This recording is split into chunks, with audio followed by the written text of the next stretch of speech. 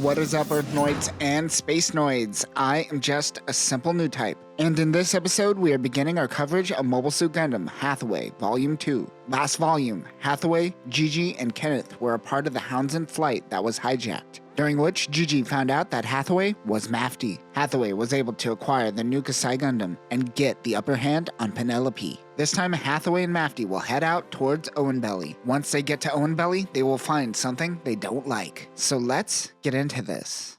Gigi is in the cottage that Kenneth set up for her. She thinks about Hathaway. Being a person who sells her body to older men, the youthful energy of Hathaway and Kenneth invigorates her. We starting out like this? Already? Hold on, let me take my pants off. One of the maids brings Gigi some food. She is spending the evening alone. She chose to stay at the cottage instead of a hotel because she knew this would be further away from the base. Since the rise in temperatures, people started moving into colonies. People close to the equator were some of the first to move. Of course, some stayed for nature preservation reasons. But over time, these areas, including Davao, became a tourist destination, which means an increase in Spacenoid illegal immigration to Earth and a rise in anti-Federation activism. EFF created a force to find Spacenoids and send them back into space, usually in some mining colony, or placed into indentured servitude. These became known as the Manhunters. Of course, EFF was smart to keep them smaller in numbers as to not create another Titans. The rich elites and EFF dignitaries saw the Manhunters as a benefit to them. The oligarchy and Universal Century is slowly reaching for more and more power, and they are getting it. Gigi is certain that Hathaway will be meeting up with the Oenbelli forces. She is also certain Hathaway is this wannabe Gundam she overheard Kenneth's team talking about. Mafty is on the Valiant. We never talked about the Valiant last volume, but the Valiant is a high-density ore carrier. Inside of the ship is converted to be Mafty's command center. It can store the Gundam along with Messers and Galcizons. Nothing more is known about this boat, but we can assume it has an array of sensors and is capable of conducting recon.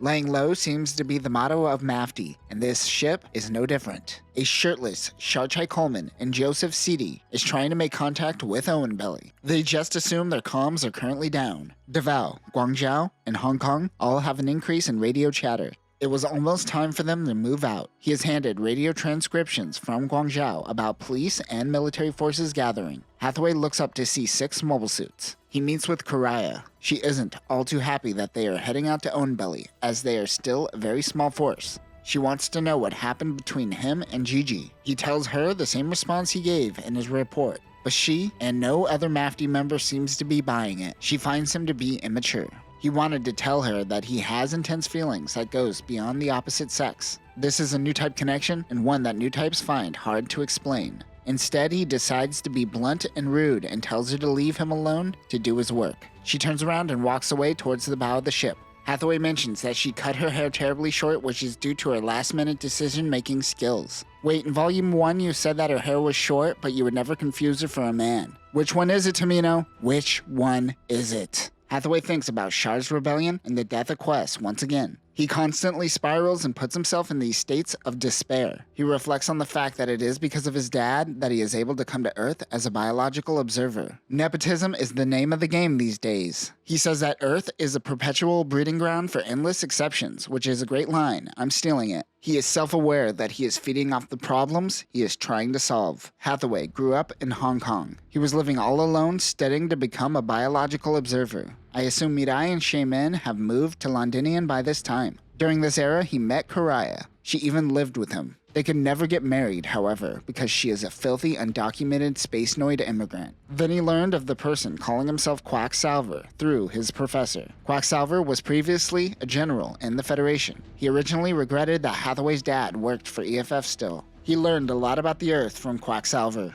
things that they never tell you in the colonies. EFF's privileged class makes up 68% of all citizens on Earth, as EFF simultaneously deports hundreds of thousands of illegal immigrants per year. Quacksalver reinvigorated Hathaway's desire to be a pilot once again. Hathaway and Karaya were eventually going to elope, but Hathaway became a central figure to Mafty, and the two eventually split up. Now Karaya helps out occasionally with Mafty's needs. Also with the Valiant is the Sealac, which is a similar ship converted for combat use. The captain of the Valiant is Brink's Wedge. Galcizons are good to go on the Sealac. In Mafty, rank and duty are one and the same. This could be a good or a bad thing. Sometimes rank and leadership plays a vital role. They should be in Oenbelli by sundown. Even though the Oenbelli forces aren't officially Mafty, they are too big to ignore. The Messers and Galcezons launch. Hathaway is waiting for Julia Suga, the mechanic, to finish her repairs. She is essentially flaunting her boobs in Hathaway's face. She is super fit because Hathaway is constantly commenting on her lean body as she moves around in the cockpit. Tomino, you horny dog, you. She is against helping Oenbelli, but they can't afford to wait for them to attack, and they need to strike first. He focuses his mind on her nipples before telling her to put on a shirt. How are they going to handle this scene in the movie? He gets into the Gundam and dives underwater. This is the first time Hathaway has been underwater in a mobile suit. He submerges to test the Gundam. Julia and her team work non-stop since the Gundam came into Mafty's possession. The seawater makes the machine a little sluggish. The engineers need to step up their hydrodynamic skills. He is 300 meters underwater. Hathaway makes a subtle comment that man is able to conquer space easier than conquering the oceans. Meaning in Universal Century, much of the depths of the oceans are still a mystery. It's easier to free the soul from gravity than to conquer it. It thrusts out of the ocean where he meets up with the Galcezons. Karaya looks up and thinks this is a mission where Hath may not come back. She calls him Hath. She goes onto the bridge where there is a silence. They establish radio communication once again to see things aren't looking good for the team heading into battle. Karaya wants to be put on an away mission. The two ships are moving to their next support point. She runs into Julia and says, "Bitch, put your tits away." She admits that she says this out of jealousy. Due to Minovsky particle dispersion, they have rendezvous points where they can resupply. This was necessary due to their lack of manpower. Many people rely on scanners and sensors, but they forget how to do basic intelligence gathering in the real world. Karaya thinks about a war in Vietnam before Universal Century. The side with the fancy weapons didn't in fact win the guerrillas, similar to the Vietnam War of our time. This is how Mafty operates in many ways. The dangers of modern times lie in the systems that support such convenience. Man has become less imaginative as technology evolves. As they pass the Basar Islands, the two boats split off, heading to separate rendezvous points. Hathaway believes that he will never see good game again. Their altitude is 150 meters as they pass by the islands and head through the swamplands and into Oenbelli. If the Kimberly forces are expecting them, they will use the Oenbelli Mountains as a shield. Are they expecting them, though? They descend and prepare for combat. Kasai Gundam gets out and takes the lead. Now this is great. If you are like me, I look up all the locations to see if they are real or made up in Universal Century. Oenbelli doesn't exist, but Oenbelli is a real place in Australia. Hathaway mentions that in the old century, when the Federation government was establishing global immigration policies, they wrote down Oenbelli instead of Oenbelli, and it has forever been named Oenbelli. This is hilarious and a great representation of the bureaucratic nightmare that is EFF. They start seeing smoke as they descend. They can't get a visual on the city, but they note that there are bogies in the area. It is the Kimberly forces. Kasai fires off some missiles as the Galcezons and Messers fly behind the mountains for cover. There is nothing but fire and smoke. Is this what's left of Oenbelli?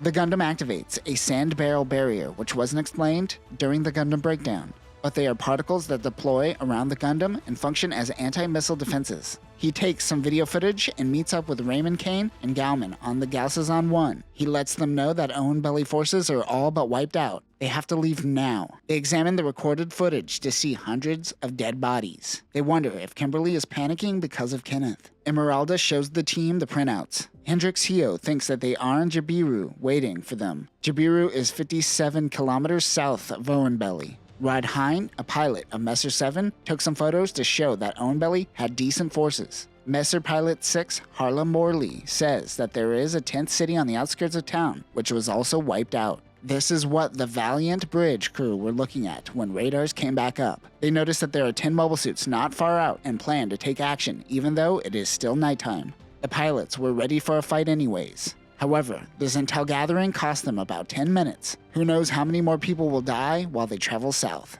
They all head out.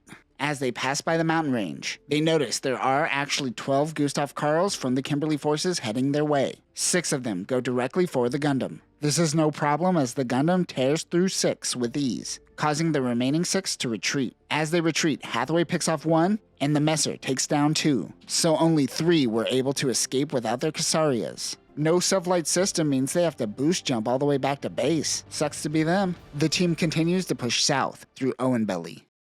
And that will do it for this episode. This volume started horny right out of the gate. Mafty has made it to the outskirts of Oenbelli and has witnessed a massacre. And let me tell you, it isn't going to get any better as they push through. Next time, they will witness even greater horrors. They will also get their hands on both Kimberly himself, as well as the leader of the Oenbelli forces. But that will do it for now, new types. Remember, jealousy isn't going to get you a tight bod like Julia. Only hard work can make that happen. Peace.